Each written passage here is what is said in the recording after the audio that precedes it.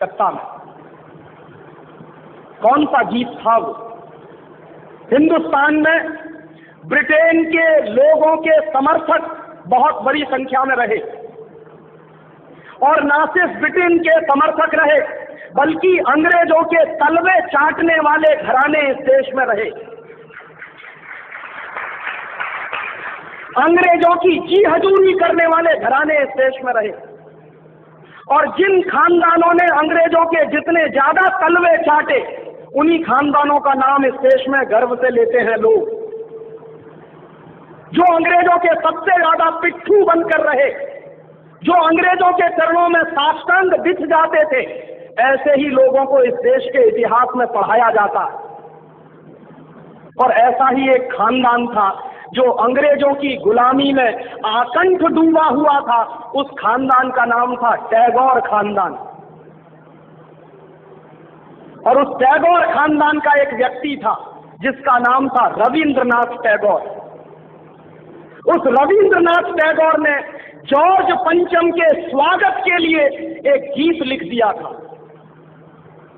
और ना सिर्फ उस आदमी ने वो गीत लिखा, बल्कि कलकत्ता में जब जॉर्ज पंचम पहुंचा और उस भरी सभा में जहां लाखों लोग उपस्थित थे, हिंदुस्तान की गुलामी का गीत गाया गया और ब्रिटेन के राजा का सम्मान किया गया। और ये काम रविंद्रनाथ टैगोर ने अपने मुंह से किया। और वो गीत कौन सा था जो रविंद्रनाथ टैगोर ने इंग्लैंड के राजा की स्तुति का गान करते हुए लिखा था? वो गीत वही है जिसको आप कहते हैं जन गण मन अधिनायक जय हे भारत भाग्य विधाता। बहुत शर्म आती है मेरे जैसे आदमी को जब वो गीत गाने के लिए कोई मुझे कहता है कि ये गाओ। क्यों गाएं उस गीत को? रविन्द्रनाथ टैगोर तो चापलूसी करते थे अंग्रेजों की, रविन्द्रनाथ टैगोर तो चाटुकार थे अंग्रेजों के, और रविन्द्रनाथ टैगोर तो साइकोपेंट थे अंग्रेजों के। इसलिए उन्होंने अंग्रेजों के राजा के सम्मान में वो गीत लिखा था। मैं तो नहीं हूं, मुझे तो अंग्रेजों की चापलूसी से कोई मतलब नहीं। मैं तो अंग्रेजों का उससे ज्यादा विरोधी हूं जितना कोई हो सकता। लेकिन मेरे आजाद देश में उस गीत को बार बार गवाया जाए, ये मेरा राष्ट्रीय अपमान का प्रश्न है। और जिस गीत को अंग्रेजों के राजा जॉर्ज पंचम के स्वागत में गाया था रविन्द्रनाथ टैगोर ने, वही गीत 5 दिन पहले दिल्ली के एयरपोर्ट पर गाया गया महारानी के सम्मान में। आपने कभी ध्यान दिया है उस गीत के शब्द क्या है और उन शब्दों का मतलब क्या है? जन गण मन अधिनायक जय हे, हिंदुस्तान की जनता के मनों के अधिनायक तुम्हारी जय हो, ये मतलब है। जन गण मन अधिनायक जय है माने जॉर्ज पंचम तुम हिंदुस्तान की जनता के मनों के, जनता के गणों के अधिनायक हो, सुपर बॉस हो, इसलिए तुम्हारी जय हो। ये रविन्द्रनाथ टैगोर गा रहे हैं। भला इससे ज्यादा चाटुकारिता का दूसरा कोई प्रमाण मिल सकता? इससे ज्यादा साइकोफेंसी का दूसरा कोई प्रमाण आपको मिल सकता? और दूसरी लाइन है जनगण मन अधिनायक जय है, भारत भाग्य विधाता, माने तुम भारत के भाग्य विधाता हो, माने हमारा भाग्य तुम लिख रहे हो। ये तो कोई भगवान से भी नहीं कहता है। लेकिन रविन्द्रनाथ टैगोर ने तो हिंदुस्तान के साम्राज्यवादी राजा का प्रतीक जो जॉर्ज पंचम था, उसको भगवान से भी ऊपर रख दिया था कि तुमको भारत के भाग्य विधाता हो। पंजाब सिंध गुजरात मराठा द्राविड़ उत्कल बंग, विंध्य हिमाचल यमुना गंगा, उच्छल जलधि तिरंग, तब शुभ नामे जागे तब शुभ आशीष मांगे। माने पंजाब सिंध गुजरात मराठा द्राविड़ उत्कल बंग, ये सारा हिंदुस्तानी इलाका तुम्हारे लिए आशीष मांग रहा है, तब शुभ आशीष मांगे, तुम्हारी भलाई की प्रार्थना कर रहा है।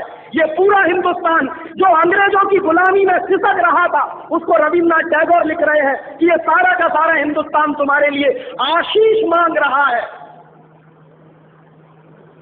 तब शुभ आशीष मांगे। और वो सारी की सारी आशीष हम तुमको दे रहे हैं अपनी तरफ से। और अंत में जनगण मंगलदायक जय हे भारत भाग्य विधाता, वही भारत के भाग्य विधाता तुम्हारा मंगल हो, तुम्हारा कल्याण हो। माने जो हमको गुलाम बनाने के लिए आए हैं, उनकी चाटुकारिता में कोई आदमी कितना बिक सकता है, इसका ये निकृष्ट नमूना है। और अंत में वो कह रहे हैं कि जय हे जय हे जय हे, माने तुम्हारी ही जय है, तुम्हारी ही जय है, तुम्हारी ही जय है। ऐसा गुलामी का प्रतीक गीत ये गुलामी के दिनों में गाया गया एक ऐसे हिंदुस्तानी की तरफ से जिसको शायद आप बड़े श्रद्धा की नजर से देखते हैं। और ये गीत जब गा दिया था उन्होंने और चरणों में बिछ गए थे रविंद्रनाथ टैगोर, तब अंग्रेजों ने उनको नोबेल प्राइज दिलवा दिया था पुरस्कार के रूप में। रविंद्रनाथ टैगोर को ऐसे ही नोबेल प्राइज नहीं मिला था। अंग्रेजों ने कुछ नियम बनाए थे, कुछ परंपराएं बनाई थी। और अंग्रेजों के नियम क्या थे? जो अंग्रेजों की जितनी ज्यादा चाटुकारिता करे, जो अंग्रेजों के जितने ज्यादा पैर चाटे, उसी को अंग्रेजी सरकार राय बहादुर का खिताब देती थी। उसी को अंग्रेजी सरकार हिंदुस्तान में और इंग्लैंड में नाइटहुड की पदवियां दिया करती। ऐसे ही लोगों को अंग्रेजों की तरफ से इनाम मिलते थे, क्योंकि वो अंग्रेजों के चरण चाटते थे और हिंदुस्तान को गालियां देते थे। और ऐसे चरण चाटू लोग आपने नाम सुना है। हिंदुस्तान के राजाओं के दरबार में कुछ चारण और भाट हुआ करते थे। वो चारण और भाट क्या करते थे? राजा चाहे जितना गंदा हो, चाहे जितना बदमाश हो, चाहे जितना लफंगा हो, लुच्चा हो, वो चारण और भाट हमेशा राजा की प्रशंसा ही करते थे। बदले में राजा उनको कुछ इनाम बांटता था। ऐसे चारण भाटों का खानदान है ये टैगोर खानदान, जिन्होंने ये गीत लिखा है। और मेरा अंदर से रोम रोम कांप जाता है जब कोई मुझे कहता है कि राजीव भाई जनगण मन गाइए। क्यों गाए? हिंदुस्तान का गीत नहीं है जनगण मन अधिनायक है। हिंदुस्तान का गीत तो वंदे मातरम रहा है।